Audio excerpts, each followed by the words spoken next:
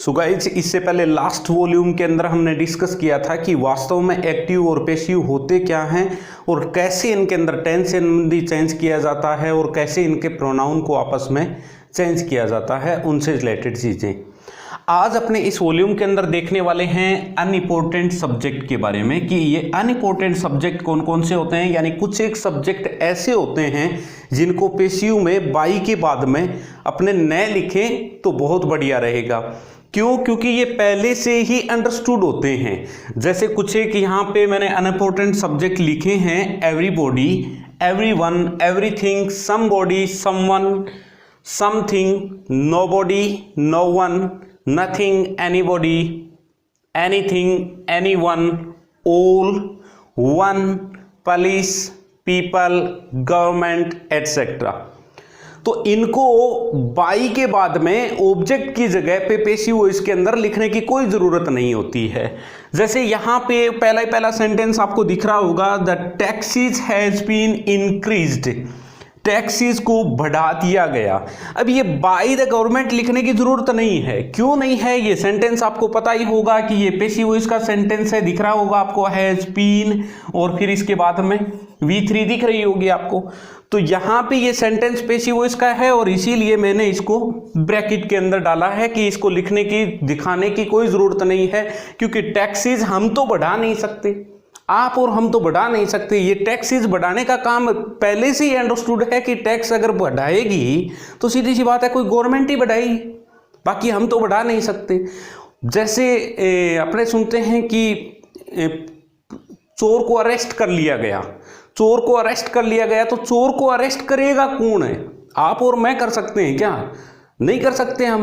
वो काम पुलिस का होता है, तो वो पुलिस पहले से ही वो अंडरस्टूड है, उसमें बताने की जरूरत नहीं है कि चोर को पुलिस के द्वारा अरेस्ट किया गया। तो ये चीजें, जैसे हमारे पास में एक सेंटेंस है यहाँ पे, people take tea in the morning. Generally यही सेंटेंस अपने सब देखते आए हैं, पढ़ते आए हैं। तो देखिएगा यहां पे ये हमारा एक्टिव वॉइस का सब्जेक्ट है और ये हमारी वर्ब और ये हमारा क्या हो गया, ऑब्जेक्ट, और ये हमारा एडवर्बियल वाला पार्ट हो गया, यानी टाइम बता रहा है। अब हम जब इसका पैसिव वॉइस बनाएंगे तब क्या करेंगे, इस टी को इधर लेके आएंगे, तो टी, और फिर हमने देखा कि यहां पे जो टेंस है वो प्रेजेंट इंडेफिनेट है, और प्रेजेंट इंडेफिनेट है तब हम यहाँ पे टी के साथ में क्या कर देंगे, इज कर देंगे, क्योंकि टी एक अनकाउंटेबल नाउन है और अनकाउंटेबल नाउन हमेशा अपने बाद में सिंगुलर वर्ब लेती है। तो टी इज, और इसकी पास्ट पार्टिसिपल फॉर्म कौन सी हो गई, taken, in the morning, in the morning.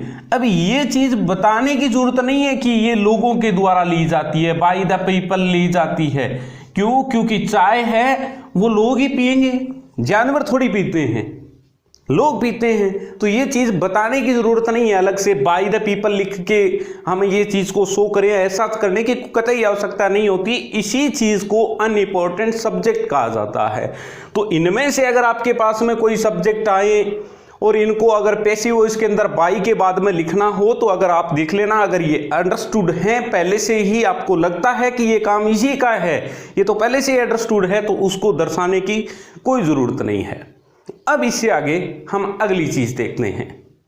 अब मैंने यहाँ पे कुछ एक और एग्जाम्पल लिए हैं और हर एग्जाम्पल के अंदर कोई ना कोई खास चीज है, इसीलिए इनको यहाँ पे लिया गया है। तो अब इनमें से प्रत्येक को अपने समझते हैं। तब देखिएगा, अगर हमें इसका पैसिव वॉइस बनाना पड़ जाए तो कैसे बनाएंगे। तो याद रखिए हमेशा कि अगर वन आए, चाहे वन का कोई भी केस आए, वन का पॉजेसिव केस आए, तो इनको हमेशा छोड़ना होता है, इनको लिखना नहीं होता है पैसिव वॉइस बनाते समय दोबारा। जैसे अगर इसका मेरे को पैसिव वॉइस बनाना पड़ गया तो अपने क्या लिखेंगे, वंस प्रॉमिस नहीं लिखेंगे, यहां पे सीधा लिखना है प्रॉमिस शुड बी। अब सीधी सी बात है, यहां से लेंगे अपने, फिर उसके बाद में अब मॉडल है तो मॉडल के बाद में बी लगानी है और इसकी जो पास्ट पार्टिसिपल फॉर्म है वो रखनी है। बाई के बाद में वन लिखने की जरूरत नहीं है, न इसको लिखने की जरूरत है। क्यों? क्योंकि वन अगर आ गया एक्टिव वॉइस के सेंटेंस में तो पैसिव वॉइस बनाते समय आपको वन को छोड़ देना है। तो ये चीज आप यहां से नोट कर सकते हो। इसके अलावा इतनी देर अपने बात कर रहे थे कि अनइम्पोर्टेंट सब्जेक्ट के बारे में, वहां पे पीपल से रिलेटेड बात की थी अपने ने, लेकिन याद रखिएगा कि सम और मैनी और ए फ्यू अगर पीपल के पहले ये आ जाएं तो फिर अपने इनको छोड़ नहीं सकते। अगर छोड़ दिया तो मीनिंग कुछ गड़बड़ हो जाएगा। कैसे गड़बड़ हो जाएगा देखते हैं इस सेंटेंस के अंदर अपने। जैसे यहां पे हमारा ये रहा सब्जेक्ट, ये हमारी वर्ब फ्रेज हो गई, और इसके बाद में ये यहां पे हो गया हमारा ऑब्जेक्ट, और ये हो गया एडवर्बियल वाला पार्ट।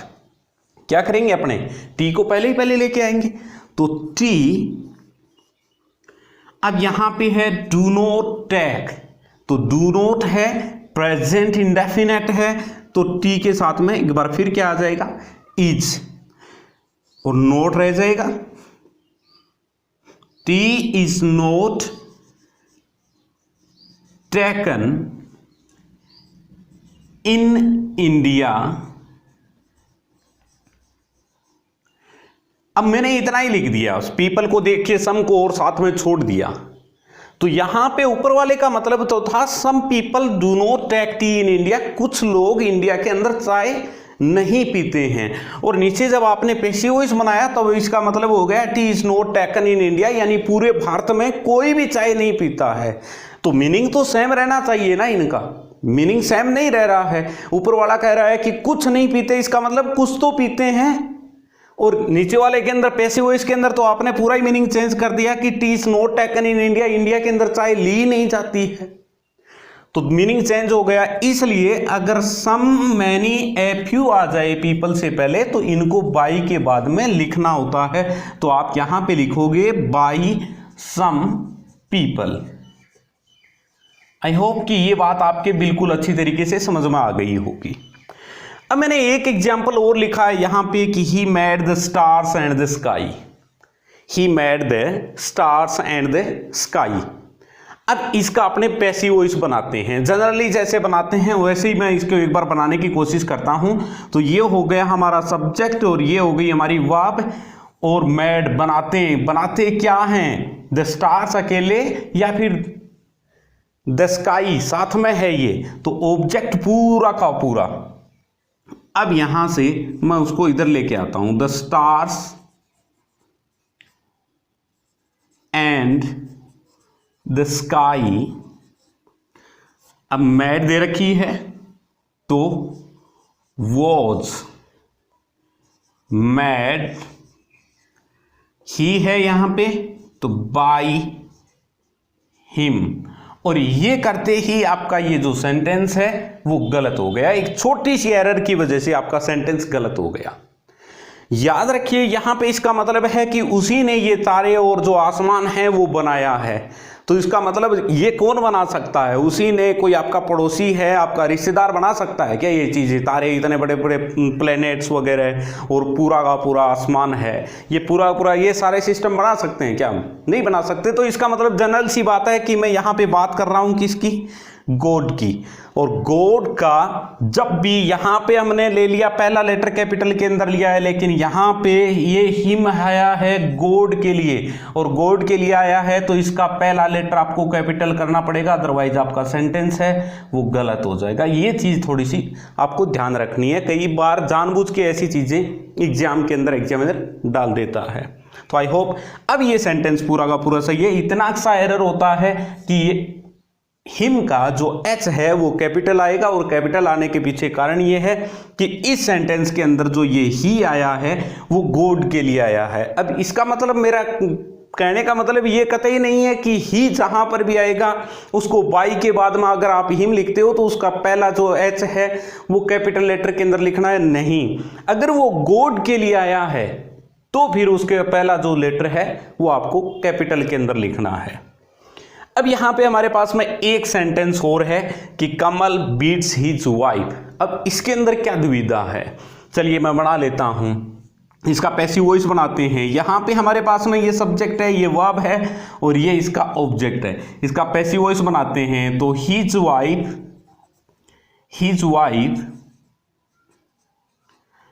बीट्स प्रेजेंट इंडेफिनेट है, पत्नी एक ही है तो सिंगुलर है तो इज आएगा, बीटन बाई कमल, उसकी पत्नी कमल के द्वारा पीटी जाती है। तो ये जो सेंटेंस है वो थोड़ा सा ऑकवर्ड सा मीनिंग दे रहा है। ऑकवर्ड सा मीनिंग यूं दे रहा है कि यहां पे तो ये कमल के बारे में दिख रहा है कि कमल बीट्स हिज वाइफ, कमल अपनी पत्नी को पीटता है। ये सेंटेंस का मीनिंग कुछ यूं निकल के आया, लेकिन यहां पे इसका जैसे ही आपने कहा his wife his beaten by Kamal, कि उसकी पत्नी कमल के द्वारा पीटी जाती है, तो मीनिंग चेंज हो गया। क्यों? किसी और की पत्नी भी तो हो सकती है वो। इसका मीनिंग तो यही है कि his wife is beaten by Kamal, कि उसकी पत्नी, अब किसकी पत्नी यहां पे इसके अंदर जिक्र नहीं है, तो उसकी पत्नी को कमल के द्वारा पीटा जाता है। तो यहां पे ये पजेसिव केस अगर आपको लगाना हो तो आप इतना कर सकते हो, या तो Kamal's wife is beaten by कमल, तो इससे जो मीनिंग है वो और ज्यादा क्लियर हो जाएगा। और अगर आप के पास में इस प्रकार के ऑप्शन आते हैं और एक में हिज वाइफ दे रखा है और एक के अंदर नाउन के साथ अपोस्ट्रोफी एस लगा के अगर उसके साथ में कोई नाउन और दे रखी है, तो आप अपोस्ट्रोफी एस वाले को चूज करोगे, क्योंकि वो मीनिंग ज्यादा बेटर देता है, ज्यादा क्लियर देता है। इसके अलावा एक छोटी सी और चीज की अपने चर्चा कर लेते हैं, यहां पे no one nobody nothing से रिलेटेड। तो अब देख लेते हैं no one nobody nothing को लेकर। देखिएगा, ये अनइम्पोर्टेंट सब्जेक्ट हैं, इनको बाई के बाद में लिखने की आवश्यकता नहीं होती, लेकिन अगर इनसे पहले no one nobody nothing अगर सब्जेक्ट के रूप में आया हुआ है एक्टिव वॉइस में, तो पैसिव वॉइस बनाते समय अपना नोट वो छोड़ जाएगा। जैसे देखिएगा ही, अब इसको अपने इधर लेके आएंगे तो ये होगा ही, और यहां पे पास्ट फॉर्म है तो वॉज, ही वॉज कॉल्ड। अब आपने अगर ये कर दिया और इसको छोड़ दिया तो ये सेंटेंस आपका बिल्कुल गलत हो जाएगा। रीजन क्या है कि यहां पे तो इसका मतलब है नोबडी कॉल्ड हिम, किसी ने उसको नहीं बुलाया, और यहां पे आप कह रहे हो ही वॉज कॉल्ड, उसको बुलाया गया, तो दोनों का मीनिंग तो अलग अलग हो गया। तो यहां पे आपको नोट है वो रखना पड़ेगा HV और MV के बीच में, ही वॉज नॉट कॉल्ड, और ये सेंटेंस अब आपका सही हो जाएगा। तो याद रखिएगा, अगर एक्टिव वॉइस के सब्जेक्ट के रूप में एक बार फिर बता रहा हूं नो वन नो बॉडी और नथिंग हो, तो आप पैसिव वॉइस बनाते समय HV और MV के बीच में नोट को डाल देना, अदरवाइज सेंटेंस गलत हो जाएगा। कई बार इस प्रकार के सेंटेंसेस के अंदर जब हमारे पास में ऑप्शन होते हैं तब हम इतने ज़्यादा ध्यान देते नहीं हैं, हमने बस इतना देख लिया क्या वो अनइम्पोर्टेंट सब्जेक्ट को छोड़ रहा है, एक सेंटेंस में वो लिख रहा है, लेकिन नोट वाली चीज़ है वो अपने पता करते नहीं हैं और जल्दीबाजी के अंदर ऊपर वाला टिक कर देते हैं, और बाद में इस चीज़ को लेके पछतावा होता है कि ये सेंटेंस तो मेरे को बिल्कुल क्लियर था फिर भी मेरा गलत हो गया। तो कृपया ऐसा न होने दें। अब यहाँ पे नेक्स्ट सेंटेंस है he did not help anybody. ये जैसे सेंटेंस है, इसका जब अपने पैसिव वॉइस बनाएंगे तब कैसे बनाएंगे, क्या करना है, तब देखना यहां पे एक चीज देखना कि अगर आपके सब्जेक्ट के रूप में anybody, anyone, anybody, anyone, anything, अगर ये आ जाएं आपके एक्टिव वॉइस के सब्जेक्ट के रूप में, तो जो पैसिव वॉइस का आपका सब्जेक्ट होगा वो आपको इसकी जगह नोबडी कर देना है। नोबडी, नो वन और नथिंग।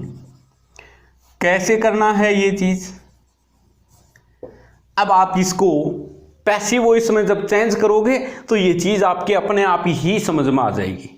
कैसे आ जाएगी, जैसे यहां पे एनीबॉडी है, अब आप इसका पैसिव वॉइस का सब्जेक्ट जब लिखोगे तो इसको एनीबॉडी लिख दोगे क्या? नहीं। क्यों? क्योंकि यहां पे मैंने कहा कि अगर आपके एक्टिव वॉइस का जो ऑब्जेक्ट है वो अगर इनमें से कोई हो तो पैसिव वॉइस का सब्जेक्ट आप इनमें से कोई एक बना दें। जैसे यहाँ पे एनीबॉडी है तो एनीबॉडी को हम किस में चेंज करके आगे लिख देंगे, नोबॉडी के अंदर। तो मैंने यहाँ पे कर दिया नोबॉडी। अब डिड नॉट हेल्प है तो वॉज, नोबॉडी वॉज, और फिर इसके बाद में यहाँ पे इसकी past participle form nobody was helped by him. और याद रखिए यहाँ पे हिम का जो एच है वो स्मॉल लेटर में ही रहेगा, क्योंकि ये किसी गॉड के लिए नहीं कहा गया है, इसलिए एच स्मॉल लेटर में रहेगा। बस केवल ध्यान ये रखना है कि एक्टिव वॉइस का अगर ऑब्जेक्ट है वो एनीबॉडी, एनीवन, एनीथिंग में से कोई हो, तो पैसिव वॉइस बनाते समय सीधी सी बात है एक्टिव वॉइस का जो ऑब्जेक्ट है वो उसको आप आगे लेके आओगे, वो पैसिव वॉइस का सब्जेक्ट बनेगा। तो सब्जेक्ट आप इनमें से बना दें, एनीबॉडी का क्या बना देंगे, नोबॉडी बना देंगे, एनीवन का क्या बना देंगे, नो वन बना देंगे, और एनीथिंग का क्या बना देंगे, नथिंग बना देंगे। तो ये काम आपको यहाँ पे करना है। तो ये थी आज के सीरीज के अंदर हमने कुछ एक चीज़ों को लेके डिस्कस किया। अगर ये वीडियो आपको अच्छा लगे तो इसको लाइक करें, शेयर करें, और हाँ, अगर आप इस चैनल पर नए हैं तो चैनल को सब्सक्राइब जरूर कर लें।